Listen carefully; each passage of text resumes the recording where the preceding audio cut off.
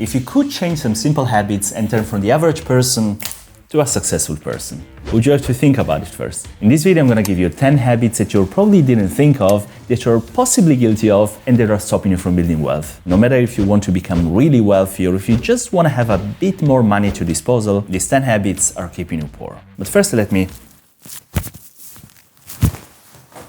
Alright, much more comfortable.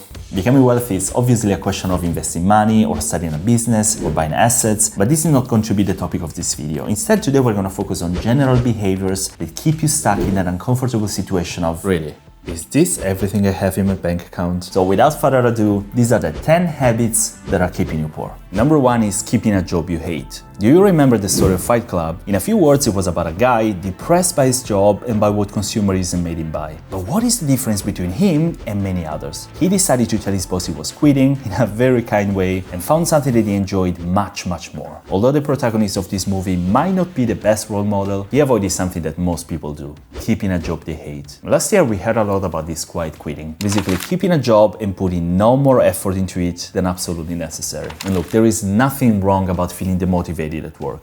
And if no employers are listening, there is nothing wrong about quiet quitting either, as long as in the meantime you're doing everything possible to change your job. You have all the rights to complain about your job or about your salary, but if you just complain and do nothing about it, guess what? That's the only job you have. You won't feel motivated, you won't improve, you won't get better, and therefore also your financial situation is never going to improve. So think about your job, and if you're not satisfied with it, do everything you can to change it. The second habit is probably the thing that people do the most when they're not sleeping. Sometimes even when they're working. In fact, apparently it's also a trait of some famous people like J.K. Rowling, the author of Harry Potter, Dalai Lama when he was younger, Mozart, Bill Clinton, and even Steve Jobs. I'm talking about procrastination. And yes, apparently many people that work with Steve Jobs said he procrastinated constantly, although I think it was more like purposeful delay. Now tell me the truth. How many times did you wish something for yourself, but in the end you did nothing for it? And I'm not just talking about scrolling TikTok videos instead of tidying up the room, but also more important things. For example, I don't know about you, but I do have people that I admire and I look up to. And in the past I usually used to say, wow, how I'd like to have their life, their knowledge, their job. But the truth is, you can wish for whatever you want, but if you don't take action, you're never gonna move from where you're standing now. So if you desire having more or becoming more, don't wait for something to fall from the sky, and don't give up to the idea that you're never gonna get anywhere. Whether you realize it or not, procrastination is a big reason why you're struggling financially in life. And if there's someone that always talks against procrastination, that's Tony Robbins. So let's see it from him. You know, I start out with a very simple understanding that action is the key to everything. Even if you take the wrong action, if you keep changing your approach, you can succeed in anything. The problem is most people live in their heads. They have their dream, they have their goal, they have the desire, they get hyped up about it, they get fearful about it, and they just don't execute. Number 3 is keeping up with the Kardashians, or as some people say, keeping up with the Jonases. This is when you compare yourself to others and try to match your lifestyle because you want to feel like them. The truth is, I said Kardashians, but we guys are guilty of that just as much as women. Cars, watches, clothes, phones. Every time we spend a lot of money on this stuff because that guy does so, we get one step away from wealth. Warren Buffett, for example, still lives in the house he bought in 1958 for $31,000. And I know that some of you might say, come on Warren, you're a billionaire, you could buy something bigger than that. But that's the thing, he's a billionaire. We are not. So when you buy expensive stuff because you've seen some actor using it, or you buy a cool car because you've seen it in the city, ask yourself, is it really worth it to spend so much of my income in stuff just so that I can pretend to be richer? Maybe not. Number 4 is being in a hurry. And I don't mean because you're Leonardo DiCaprio in Catch Me If You Can and you're running away from the FBI, even though this movie is a good example of what I really mean. Now let's say that you want to become rich and that you watch YouTube, because I assume you do since you're watching it now. If you watch finance videos, who is it that you always see and that everybody knows? You probably know Graham Stephan and probably Andrei Jik. And what is it that they have in common? They have had incredibly fast growth. So it's easy to desire to grow as fast as them, but the truth is, wanting to make money fast is gonna make you fall into a trap that, guess what?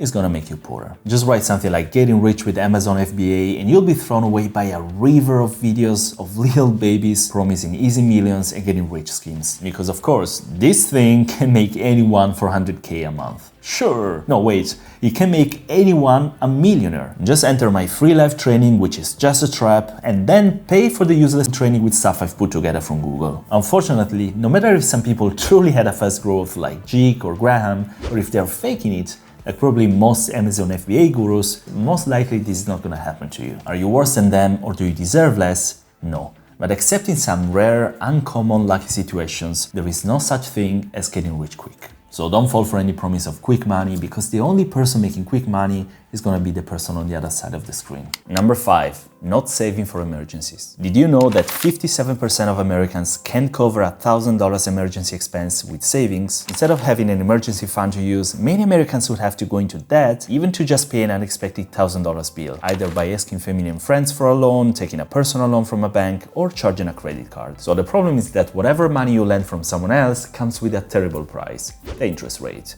And usually the interest rates are really high when it comes to short-term debts. Credit cards, for example, come with a painful interest rate that this year was on average 24.1%. If you can't catch how bad this interest rate is, let me show you something. Let's say you have a credit card balance of $3,000 and you're able to pay $100 per month to reduce it, which is even more than the typical minimum payment. Well, it's gonna take you almost 4 years to pay it back, and in the end you're gonna have spent $1,627 only in interest. And look, there is only one truth about unexpected expenses. You should expect them. So my suggestion is open a high-yield savings account. You're gonna find many that give you even 3% interest rate or even more, but to you, not from you. And put aside part of your paycheck every time until you manage to save at least an amount that is equal to 3 to 6 months expenses. Number 6 is impulse buying. According to investpcro.com, 84% of all shoppers make impulse purchases, and almost 40% of all the money spent in e-commerce comes from impulse purchases. So this gives you an idea of how easily we tend to buy things without really thinking it through. Americans spend up to $5,400 irrationally every year. So now I ask you, can you think of one time that you bought something on an impulse and regretted it less than 24 hours later? We all know that feeling when you walk through a store, or maybe you just use the Amazon app and you go,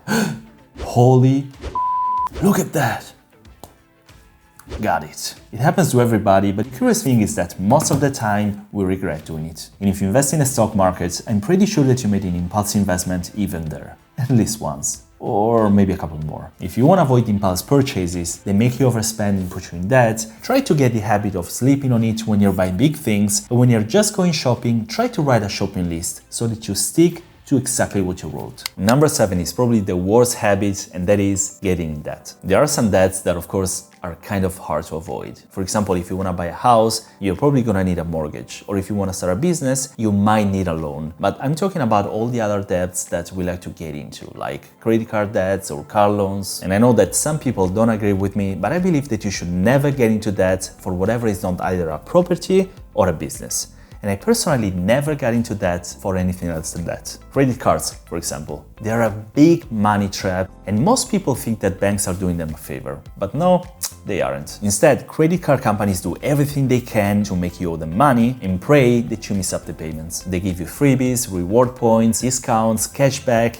everything they can to convince you to get into debt and pay them a nice interest back. So my suggestion is always pay your credit card balance in full every month and never pay for something that you couldn't afford in cash. Number 8 is no money down plans, or buy now, pay later plans. In other words, we know you don't have enough money now, so let us suck your money little by little. The thing with no money down plans is that often they don't have interest. So we use them because we say we got nothing to lose. So why is this instead a big mistake? Well, first of all, interests are not the only problem. The fact that you're paying for something little by little makes you think that you can afford it more, but yourself of the future is gonna have to pay for it. If I can't afford a $1,000 phone now because I don't have enough money, paying for it in 12 months is not gonna make me richer, because still I'm gonna have to pay this $1,000. And every month a chunk of my money is gonna go away because of something that I shouldn't have bought in the first place. So the one and only solution for this is to just buy what you can afford 100% upfront. And if you really want the phone so badly, then try to save up all the money that you need before buying it.